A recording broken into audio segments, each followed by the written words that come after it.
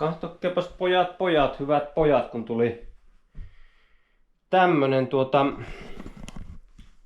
inverteri. Spitzenleistung 5000 wattia, 2,5 kilowattia on niin kuin jatkuva teho, 5000 wattia piikkiteho, eikö tuo sitä tarkoita? Ja eli tällä nyt suohaan siniaalto sähkö tänne kämppään noista akuista, ja akkuja ladataan tietysti aurinkoenergialla, eli kehitys kehittyy. Sopihan muuten nähdä, mulla on nyt semmonen ajatus, että minä lattoisin sähköauto sitten ihan vain niin kuin testimielessä. Rupesin testoimaan, että pystyykö sähköautoa lattomaan. Täällä tietysti se olisi aina paras vaihtoehto se, että olisi hybridi-inverteri ja kunnolla niitä aurinkopaneeleita silleen, että se ei menisi niin kuin muun akuston kautta se virta. Tai vielä parempi vaihtoehto olisi se, että se menisi suoraan DC-nä tuonne niin kuin autoakustoon, mutta se, että siihen pitäisi sitten järjestää, tehdä jonkunlainen laturi. No autossa on tietysti se sisäinen laturi, mutta en tiedä, niin paljon en ole vielä perehtynyt, että uskaltaisin semmoista ruveta virittelemään, mutta tällä periaatteessa pitäisi pystyä lattoamaan. Tässä pitäisi paukut riittää siihen pikkulaturiin. Se latoo vaan minun mielestä jotain 2 kilowattia. Se pikkulaturi, se auto oma, se Nissanin laturi. Joo, se nyt helvetti ihan kiva silleen. Miettikää. Ilmasta polttoainetta autoon.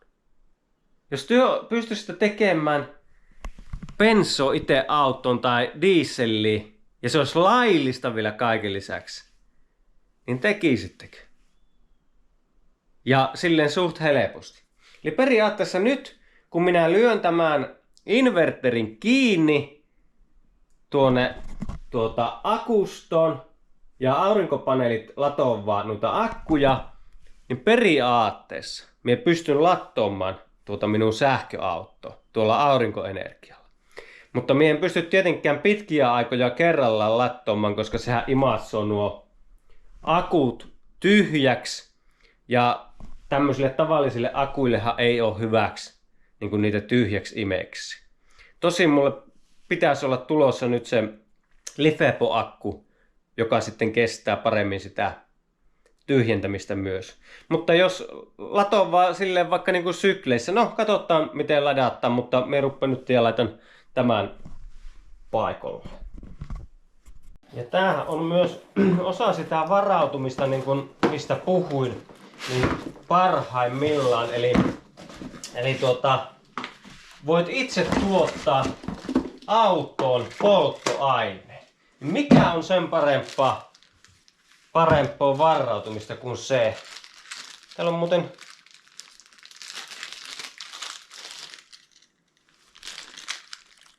kaukosäädin.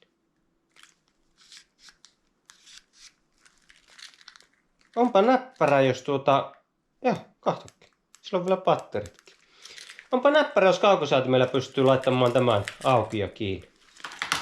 Sitten on varasulakkeita ja kaapelit, joilla kytkeä tuohon akkuun.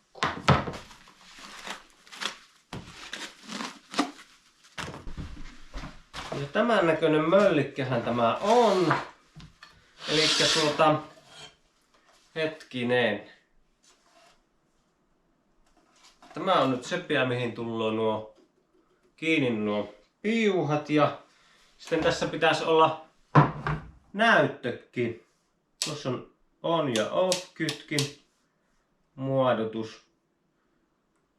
Näyttökin että paljon on akkuvirtoa sitten.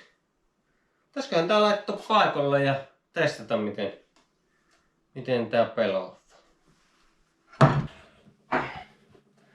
Tuo lokko nyt tuossa. Tää nyt on väliaikainen juttu tämä, että tässä nyt on ymmärrettävä semmonen asia, että nythän mulla on tässä tämän kokoiset kaapelit, ja nämä kaapelit, mitkä männöö tuohon inverterille, niin nämä on paksummat kaapelit ja suunnilleen saman mittaiset. Niin. Nyt on tässä on ymmärrettävä se, että ensinnäkin se, että tämä ei ole mikään, tämä on vain testi. Tästä ei tule mikään niin kuin pysyvä ratkaisu. Nämä liitoksethan on oltava nyt niin kuin älyttömän hyvin tästä akulta tähän inverterille, koska tämä inverteri ottaa ihan vitusti virtaa. Niin sitten samalla tavalla nyt nämä liitokset ja nämä kaapelit olisi oltava vähintään yhtä paksut kuin mitä on tänne inverterille menevät kaapelit tästä akulta. Ja nythän ne ei ole yhtä paksut. Koska sitten kun tästä akusta ruvetaan ottamaan virtoa, niin tämä akkuhan immö tältä akulta sitten virto näiden kaapelien kautta. Ja tältä akulta on suotavissa virtoa periaatteessa yhtä paljon kuin tältä akulta. Eli sen takia niiden on oltava samankokoiset kaapelit, koska muuten ne kuumuu pahimmassa tapauksessa sulla, jos ne on liian ohuet. Ja sieltä otetaan sitä virtoa. Jos virtoa ei oteta, niin sittenhän sillä ei ole mitään merkitystä tuolla kaapelin paksuudella juurikaan. Se on vähän sama juttu kuin tässä. Nämä on näin ohuet. Nämä paneelilta tai tästä lataussäätimeltä tulevat kaapelit. Mutta sillä on merkitystä, vaikka ne on noin ohuet, koska tieltä ei ole suotavissa, vaikka tästä imetään kuinka vitusti virto. Vaikka kilowatti otettaisiin tästä virto, niin silti tieltä ei ole suotavilla näiltä paneeleilta kun se 200 wattia.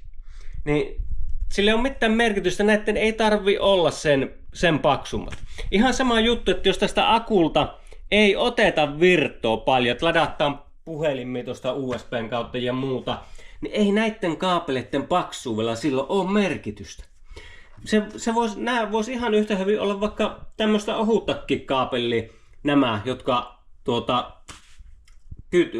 liittää nämä akut niin kuin rinnan.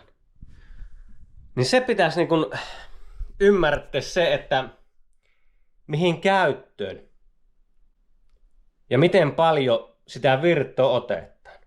Ja mulla nyt on tässä sen takia nämä kaapelit vain tämmöiset, koska ei ole yksinkertaisesti ollut tarvetta ottaa sitä virtoa enempää kuin suunnilleen puhelimen lataus ja sitten tuo pikkunen jääkaappi, joka ei todellakaan ota paljon sitä virtoa. Niin tämä kaapelointi on niin kuin ollut täysin riittävä. Mutta nyt jos tähän laitettaisiin pysyvästi tämä inverteri, niin minun pitäisi myös näitä kaapeleita paksuntaa pikkusen. Tietysti silloin, jos ne olisi hyvin paljon lyhyemmät, niin silloin riittäisi ohuempikin kaapeli kuin mitä tämä kytkentäkaapeli on, mikä tuli tuon inverterin mukaan. Et semmonen juttu ja semmoista niinku huomioitavaa.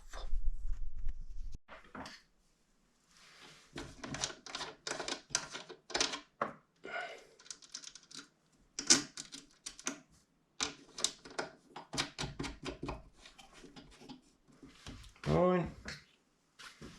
Tässä onkin näppärät, nämä on tämmöiset käsiin pyöritettävät, joissakin on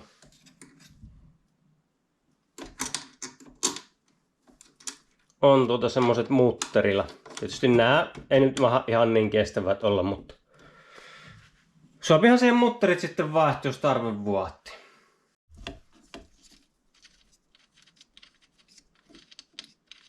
Tähän pitäisi joku rikka vielä olla väliin, mutta eiköhän myös suoha kokeiltuun tätä näinikkästikin tässä.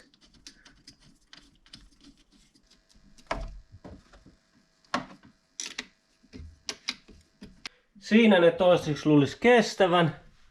Tottahan tännehän tuli. Eli siellä on nyt 13,2 volttia tuo jännite ja 240 volttia on niinku ulostulo virtatessa. Tää nyt oli mulla auki, ei olisi pitänyt olla tossa kun kytkin tuon kiinni, sillä se vähän räpsäytti. Mutta joo, testata, miten se peloaa tuo inverteri. Mulla on tuossa imuri ainakin, ei jotain muuta ehkä sähkölaitetta. Niin katsotaan.